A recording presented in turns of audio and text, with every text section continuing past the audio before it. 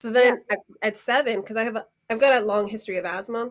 Mhm. And so at 7 years old, I got pneumonia and I had a fever of 105.7 and it was climbing and I couldn't breathe and all this stuff. And so they're in the hospital and my mom, when she saw the temperature, because it was just continuing to climb, she looked at me and she goes, Monique, you need to pray.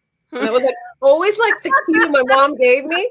And when she gave me that cue, it was like my faith kicked into gear. Yeah. And so I learned, right? Like I'm 7. I don't Mhm. quite know how to pray for myself yet, but I knew when I'm praying in tongues, I'm like praying the perfect prayer, what needs to be Right. prayed. So I just started speaking in tongues.